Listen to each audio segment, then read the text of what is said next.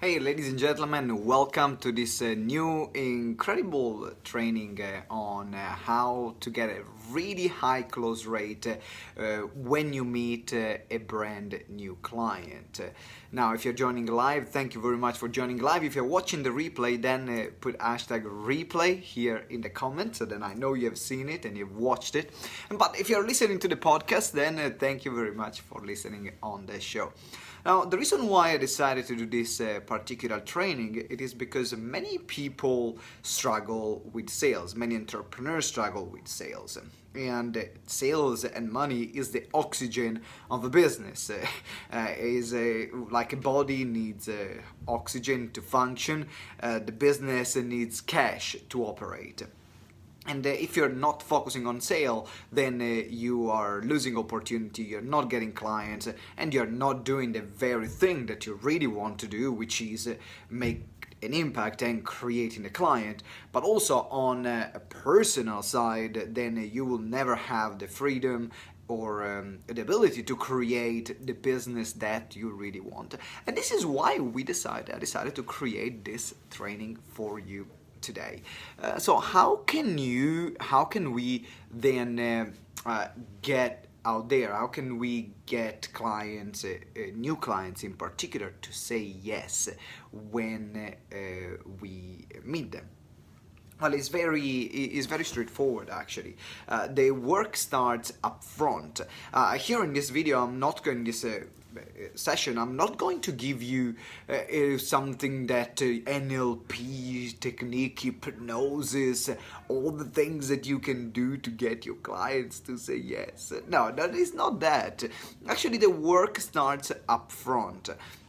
First of all, you need to have a great product and a great service. And now, unfortunately, a lot of times the service and the products and the way it's sold is not appealing for a client, for someone to say, oh my God, you really get me. Oh my God, this is the exact thing that I need for me and for my life, for my business. And when I say the work starts up front, it is because, first of all, you need to have an incredible product and an incredible service. Because that's what's gonna get the person to say yes, more likely than no.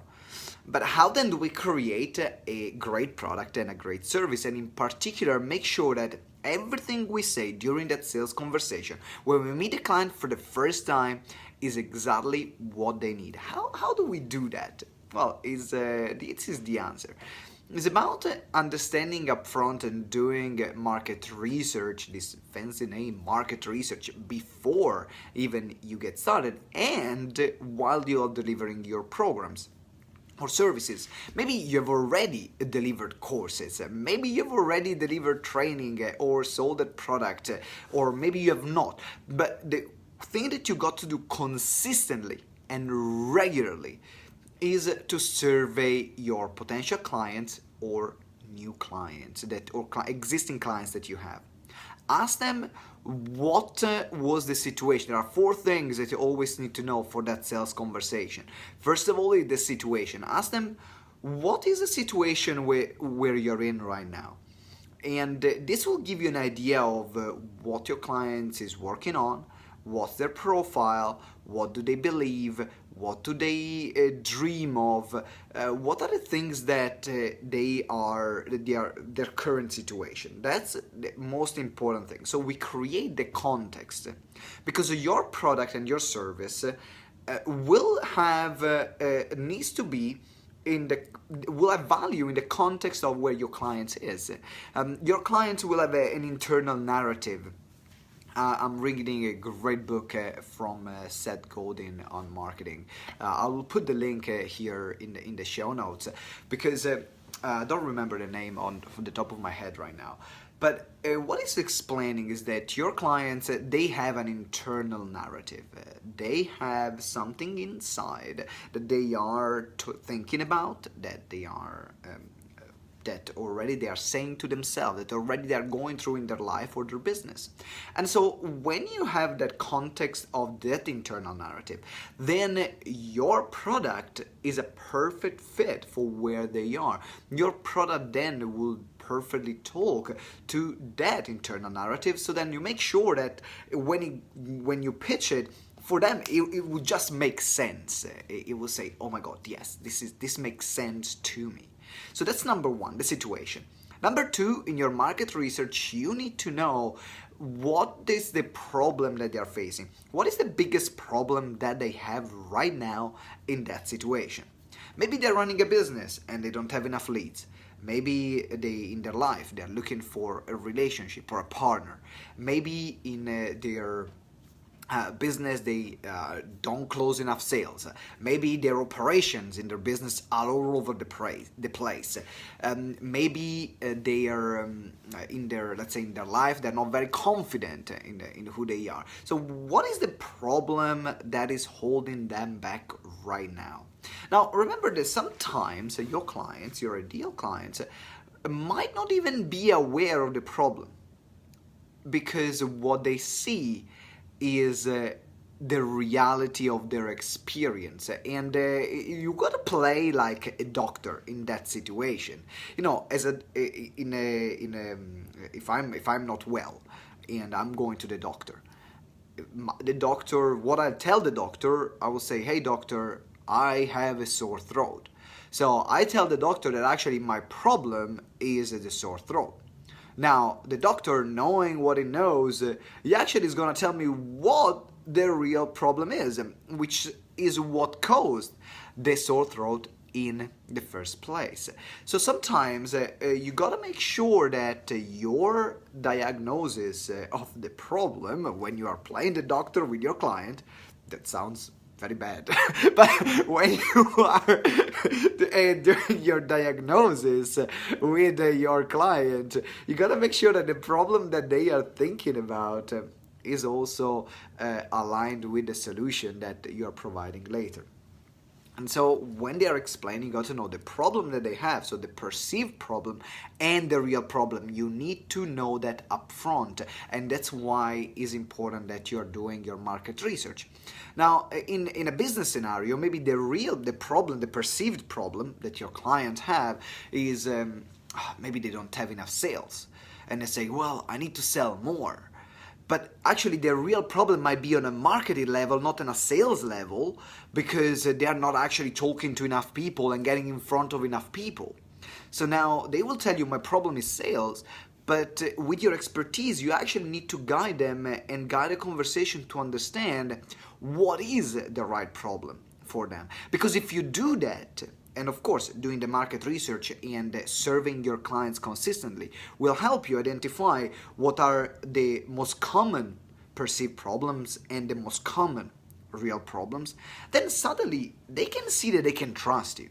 They say, wow, I got this insight. That's true. Actually, my problem is not sales, it's marketing. Oh my God, thank you very much. And that's during the sales call. That's during the sales conversation or during your market research. And therefore, the relationship that you will build with your client and the authority that you will build with your client is going to be massive, because they are saying, wow, this person really knows their stuff. Already, I had an insight during a sales conversation. And then the third thing you got to know, so the first thing is their situation. Then the second thing that you want to know is their problem, the perceived problem and the real problem. And then the third thing is their experience. What are they going through? What are they experiencing because of this problem? What are the consequences that this problem is creating in their life or their business? Because that's what they really want to get rid of. That's what they want healing from. The situation, the problem, they are just reading information to help you get to the real thing, which are the consequences. Let's say, for example, I am a public speaker and my problem is my perceived problem is a sore throat. My real problem is that I actually haven't taken care of my vocal cords and doing a warm-up before a speaking engagement, and therefore I'm having a sore throat now. But then the consequences are that now I cannot go and speak on stage, and therefore I have a speaking gig maybe in 2 weeks' time, and I'm not sure if I'm going to be able to have my voice back, or maybe I have a speaking gig in a week time, and I'm not confident now that I'm going to deliver a great service. And then the consequence at this point will be that I will not be able maybe to make enough sales or the sales that I wanted and get the clients that I wanted because of now my inability of communicate, because this sore throat that I have. So what I want now is get rid of all these potential scenarios that that's what really is affecting me. It's not the real problem, it's the consequences that the real problem is causing. And when you are doing your market research, you want to understand upfront the consequences that your clients will face. You want to understand the one that they are facing and the one that they will be facing if they don't take any action. Because again, why are this information crucial for you? Because when you're doing then that sales conversation with a new client, then they will tell you their problem, their perceived problem. You help them identify their real problem, and then they will tell you, and this is why how this problem is affecting me. But then now you can build on that and say, well, if you don't actually do something about that, these are also some of the other things that might happen as a result. And they might be things that actually really are going to happen that they don't even have thought about. For example, let's say that again, using the example of I'm going to the doctor because I got my sore throat, and that's my perceived problem. The real problem because I haven't taken care of my voice and my vocal cords, and I have a speaking gigs in 3 days, so my consequences are I'm not going to be able to perform, and maybe I'm not going to be able to get the clients there. But other consequences that I might not even thought about is the loss of opportunity, because maybe because I'm not performing well there, I'm going to miss an opportunity to have another 2 or 3 speaking engagements booked from the back of it. And maybe I'm screwing up now the relationship with the event organizer, and just because of this reason. And so now I am thinking, wow, well, you know me well. You know me, you know my problem, you know my industry well. And that's why I'm gonna trust you even from the get-go, even if I didn't meet you or didn't know about you for a long time. But I know that I can see that you're listening to me, and I can see that also you are 2, 3, 4 steps ahead of me, because you are now be able to predict what even is gonna happen, something that I have not even thought about, and you're able to give me the real diagnosis that I need to then solve that real problem, not the perceived problem.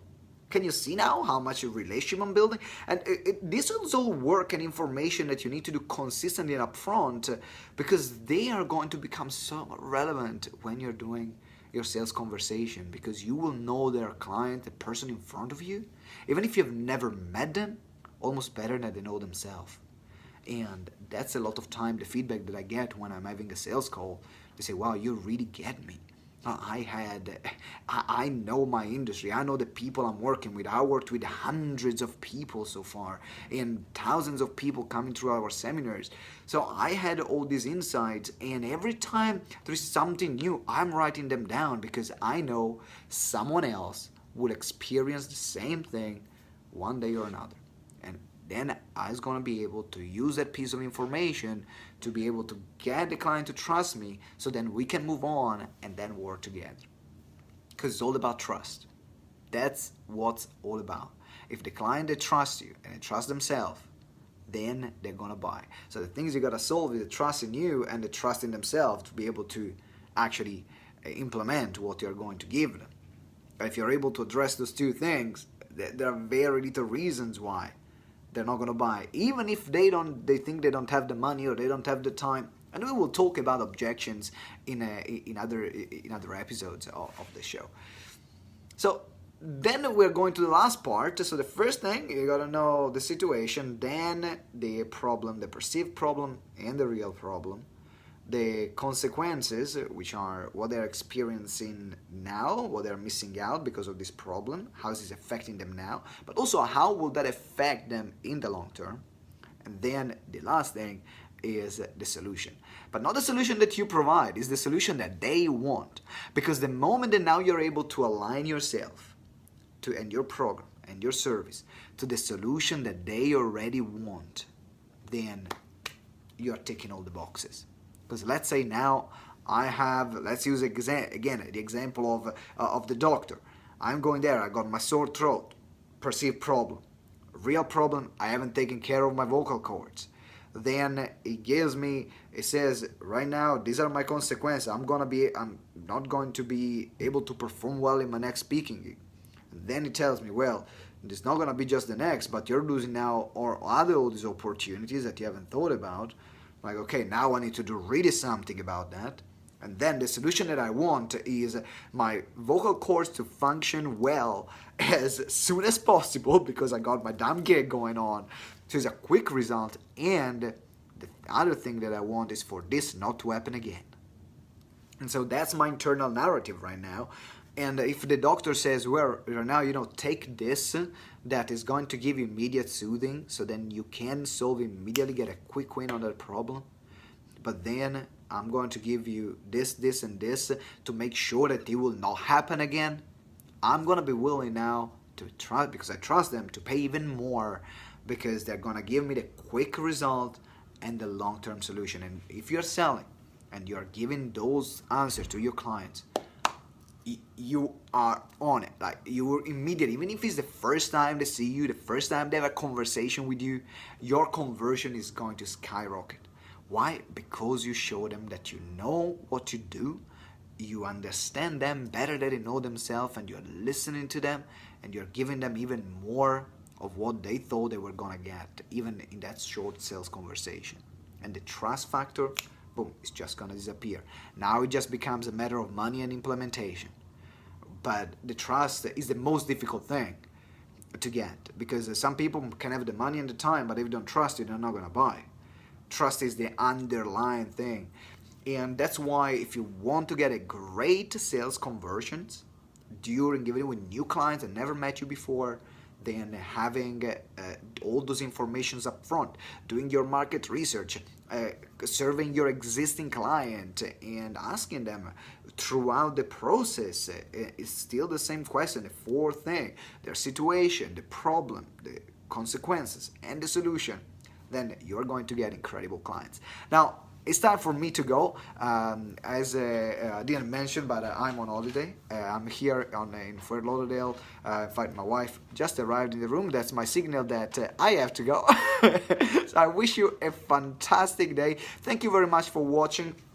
If you haven't given us a review on the show, please do it right now. And also, if you have any question, leave us a comment or send me an email at simone@gtex.org.uk, so then I can answer your email about sales. Have a fantastic time, and remember that together we grow exponentially. Ciao!